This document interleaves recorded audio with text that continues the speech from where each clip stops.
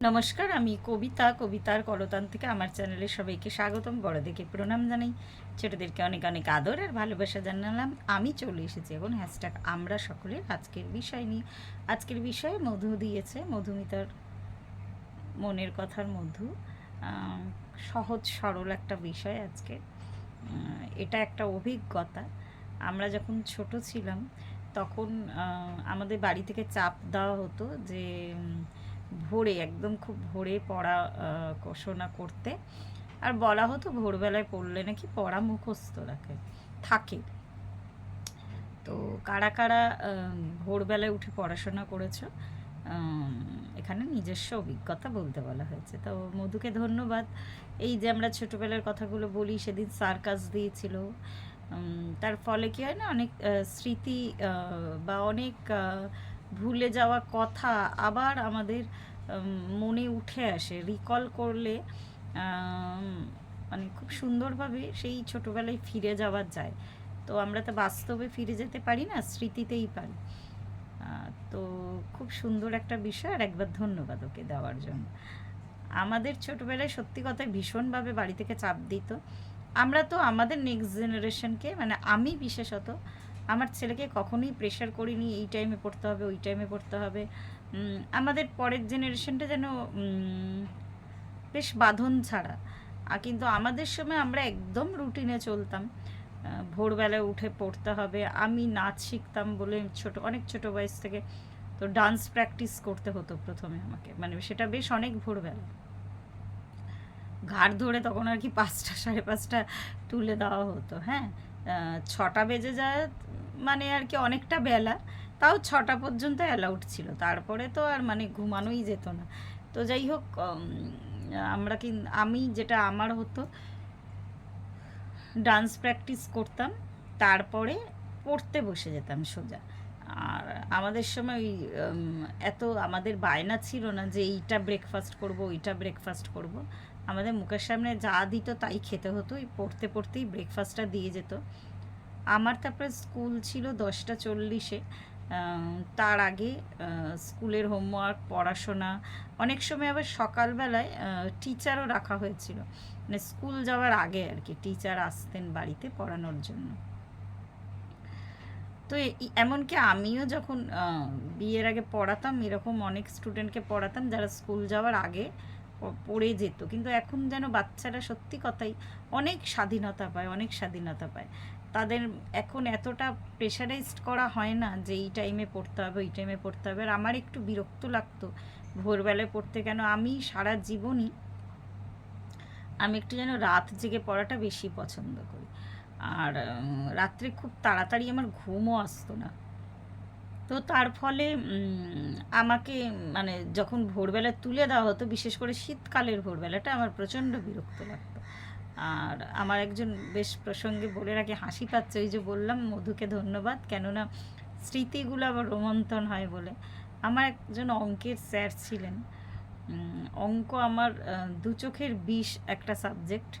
তো ওই স্যার আর কি স্কুল যাওয়ার আগে, মানে এরকম সপ্তাহে দিন ডিভাইড করা ছিল, স্কুল যাওয়ার আগে আসতেন আর কি। আবার মানে হয়তো একদিন দুদিন বিকেলবেলাতেও আসতেন। তো আমি ঘুম থেকে উঠেই ঈশ্বরের কাছে প্রার্থনা করতাম। আমার এখনও তার নামটা মনে আছে, বলাটা ঠিক হবে কিনা জানি না, দেখে না আমার ভিডিও নিঘাত। আমি তার অত বড় ইউটিউবার নেই।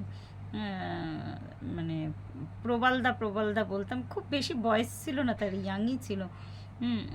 আমি উঠেই ঈশ্বরের কাছে প্রার্থনা করতাম আজকে যাতে প্রবালদা পড়াতে না আসে, খুব জোরে বৃষ্টি হোক বা এরকম কিছু বাধা সৃষ্টি হোক, যাতে প্রবালদা না আসতে পারে। মানে অদ্ভুত আর কি, মানে কিছুতেই অঙ্ক করতে চাইতাম না, ভালো লাগতো না। আর বিশেষ করে সকালবেলা এলে তো আরও ভালো লাগতো না। প্রবালদা এমনি ভালো মানুষ ছিল, হাসি খুশি, বকতেও না মানে বেশি। বললাম ইয়াং ছিল, মানে একদমই খ্যাটখ্যাটে বা ওরকম না, খুব সুন্দর মেথডে অঙ্ক করাতো, আর ভালোভাবে পড়াতো, হাসি খুশি ছিল আর কি। তো আমি ভীষণ অপছন্দ করতাম যেহেতু অঙ্ক করাতো বলে। তো এখন ওই দিনগুলো মনে পড়ে যে সত্যি সত্যি মানে কি বোকা ছিলাম। ঘুম থেকে উঠেই বলতাম, মানে ঠাকুরকে বলতাম আজকে এত প্রবালদা না আসে। মানে অন্য স্যারদের কাছে ইংলিশ পড়া বা অন্য কিছু পড়া আমার কাছে বেশ আনন্দ। আমি পড়াশোনা করতে ভালোবাসতাম। আমি এর আগেও শেয়ার করেছি, আমি খুবই ভালোবাসতাম। ইভেন এখন এই বুড়ো বয়সেও আমি পড়তে ভালোবাসি। আমাকে যত পড়তে দাও আমি পড়বো আর কি। আমার পড়াতে কোনো রকমের কোনো অ্যালার্জি নেই। ওই একটাই সাবজেক্ট, একটু অঙ্কটাতে ভীষণ ভয় ছিল আমার। আসলে এখন বুঝতে পারি বেসটা ভীষণ কাঁচা রয়ে গেছিল। তো যাই হোক, সেটা হয়তো আমারই দোষ ছিল, জানি না কেন কিভাবে। আম, কোনো না কোনো একটা অসুবিধা হয়েছিল, কিন্তু অদ্ভুত একটা ব্যাপার ছিল। প্রবালদা না কেসি নাগের অঙ্কের বই থেকে অঙ্ক করাতো। আমি একদম অ্যালজেব্রা, যেটা লোকে করতে পারে, অ্যালজেব্রাটা করতে পারে, মানে খুব সহজ, যেহেতু একদম মানে কি বলবো, টেকনিক্যালি করতে হয় আর কি, বুদ্ধি খাটাতে হয় না। আমি কিছুতেই অ্যালজেব্রা করতে পারতাম না। উপরন্তু আমি বরং কি বলতো ওটাকে, অন্য ধরনের মানে প্রবলেম সামসগুলো যেগুলো ছিল সেগুলো বরং করতে পারতাম। আমি অ্যালজেব্রাটা করতে একদম ভালোবাসতাম না। জিওমেট্রি করতে পারতাম, ভালোবাসতাম। অ্যালজেব্রার পার্টটা যেন মানে এলেই আমার মাথাটা খুব গরম হয়ে যেত আর কি। পাটিগণিত খুব সম্ভবত, হ্যাঁ পাটিগণিতই বলে। হ্যাঁ, তো ওগুলো আমি করতে পারতাম, ভালো লাগতো। আর কেসিনাগের অঙ্কের বই সলভ করা না তখন বলতো আর কি খুব টাফ ব্যাপার, তাও আমি ওটা থেকে করে দিতাম। কিন্তু অ্যাকচুয়াল মানে বোঝা গেছে ছোটোবেলা থেকে আমার ব্রেনটা আর কি ডিসফাংশনাল ছিল। টেকনিকটা খুব সহজে ধরতে পারতো না। লোকে সবাই আমাকে বলতো, বন্ধুরাও বলতো অ্যালজেব্রাটা পারি, পাটিগণিতটা করতে পারি না। আমার পুরোটাই উল্টো ছিল। তো সত্যি সত্যি আমার ব্রেনটা ডিসফাংশনাল আর কি। তো ওই অঙ্কগুলো তাও ভালো লাগতো আমার করতে, প্রবলেম সামসগুলো। ওই জন্যই জীবনে এত প্রবলেম আর কি, সলভ করতে ভালোবাসি। তো ওই ধরনের অঙ্ক আমার ভালো লাগতো। ছকে ফেলা অঙ্ক আমার খুব একটা, সত্যি এখনও তাই, কিন্তু ছকে ফেলা জীবন আমার একদম পছন্দ না। মানে ওই ওই পড়াশোনার লাইফ থেকেই, তখন তো এত গভীরভাবে ভাবতাম না। এখন বুঝতে পারি যে হ্যাঁ কী ব্যাপার, ছকে ফেলা জীবন, গতানুগতিক জীবন আমার একদম পছন্দ না। সত্যি কথা বলতে কি, আজকে আমি স্বীকার করে নিলাম অন ক্যামেরা, যেগুলো করতে হবে দায়িত্ব কর্তব্য ওগুলো তো করছি, যতটা চেষ্টা করছি হাসি মুখেই করছি, কিন্তু আমার একদম ছকে ফেলা গতানুগতিক জীবন পছন্দ না। কেন জানি না পছন্দ না। ঠিক যেমন ওই ওই বীজগণিত বা অ্যালজেব্রা মানে আর কি করার মতন যেন জীবনটা মনে হয়, একদম পারি না। মানে কোনোভাবে করতে হয় করি আর কি। তো এই বলতে গিয়ে না এত স্মৃতি মনে পড়ে। সত্যি এরকম মধুকে বলছি মাঝে, বা অন্যদেরকেও বলছি মাঝে মাঝে এরকম বিষয় দিবি যাতে ছোটোবেলায় ফিরে যাওয়া যায় আর কি। আর সত্যি এই জীবনটাকে না ফিরে দেখলাম একবার, যে আমি সত্যি ছকে বাঁধতে শিখিনি বা ছকে বাঁধতে পারি না। ঠিক যেন উল্টো পথে চলাটা, আমি বলবো না আমার কাছে ওটা সোজা পথ, অনেকের কাছেই উল্টো পথ, চলাটাই মনে হয় আমার জীবন। তো এটাই বলার, তখন ঘেঁটি ধরে তুলে দেওয়া হতো, সকালবেলায় তোমাকে পড়তেই হবে, ডান্স প্র্যাকটিস করতেই হবে, আর খাবার দাবার যা দেবে ওগুলো বাড়ির লোকের চিন্তা। আমি যদি ডিম টোস্ট দিতে বলতাম তো বাটার টোস্ট দিত, মানে ওদের ইচ্ছা মতন খেতে হতো। তখন বাবা মার সত্যি একটা আলাদা শাসন ছিল। তো এইগুলো হতো আর কি আমাদের সাথে। এখন বাচ্চারা অনেক স্বাধীন, তাদের ইচ্ছা মতনই এখন পড়াশোনা করতে দেওয়া হয়। তবে এই কথা বলবো, একটু বড় হওয়ার পরে আমি বোঝাতে সক্ষম হয়েছিলাম বাড়ির লোককে।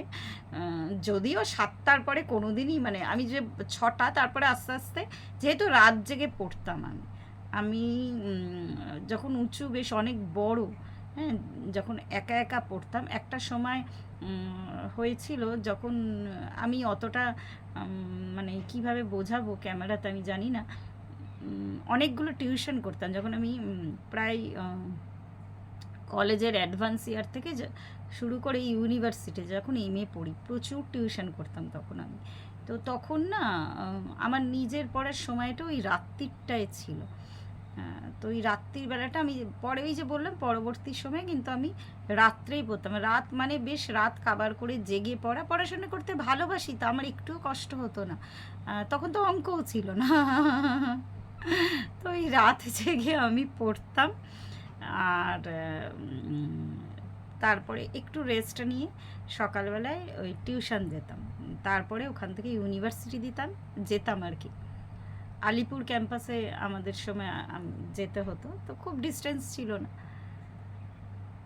তো সকালবেলা টিউশন করতেও বেরোতাম আবার ওই 7টায় উঠে। তারপরে এসে বাড়ি তাড়াহুড়ো করে বাড়ি ফিরে, মানে আমার ওই রুটিনটা না তবে থেকে আমার জীবনে তৈরি হয়ে গেছে।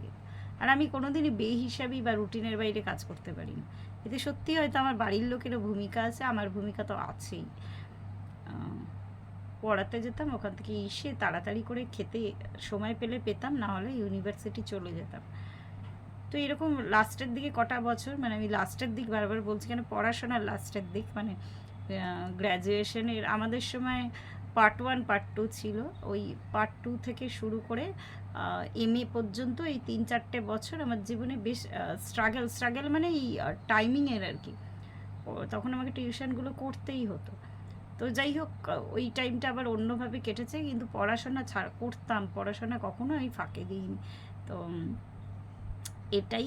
আর আমার পরবর্তী জেনারেশনকে, আমার ছেলেকে আমি জীবনে জোর দিইনি, এখনও তাই। আমি মনে করি যে ও যতটা স্বতঃস্ফূর্তভাবে করতে পারবে, মা হিসাবে ওকে গাইড করেছি অবশ্যই, এখনও করি, ততটাই ওর স্বতঃস্ফূর্ত টাইমিং বা ওর স্বতঃস্ফূর্ত মানে সময়ের কতটা সময় ও নিচ্ছে পড়াশোনা করতে, সেটা মোটামুটি ওর উপরে ছেড়ে দিয়েছি। যেহেতু আমি দেখেছি যে ও মোটামুটি ঈশ্বরের কৃপায় আর কি পড়াশোনার দিক থেকে ঠিকঠাক আছে। এখন যত দিন যাচ্ছে, এখন তো আরও বড় হয়ে গেছে, তো এখন সত্যি কথা ওর টেকনিক্যাল পড়াশোনা আমি কিছুই বুঝি না। এখন হয়তো অনেক দিন পড়তে না দেখলে ওকে বলি কেন পড়তে বসছিস না। আর খুব একটা চিৎকার চেঁচামেচি করা আমার নীতি বিরুদ্ধ। আগে করতাম তাও হয়তো, কিন্তু এখন আরও করি না। তো পুরোটাই ওর ওপরে ছেড়ে দিয়েছি। তো এইভাবেই আমার সময় থেকে শুরু করে আমার ছেলের সময়ে আমি এসে এখন দাঁড়িয়ে আছি। সেই ছোটোবেলা সেই প্রবালদার অঙ্ক করানো, সেই আমার ঘুম থেকে উঠে ঈশ্বরের কাছে বলা যে আজকে বৃষ্টি হোক, প্রবালদা যাতে না আসতে পারে। তো সেই দিনগুলো সত্যি কথাই ভীষণ মনে পড়ে। তো আজকে এই পর্যন্তই রইল। প্রত্যেকে ভালো থাকবেন, পরিবারের সকলকে ভালো রাখবেন। ধন্যবাদ।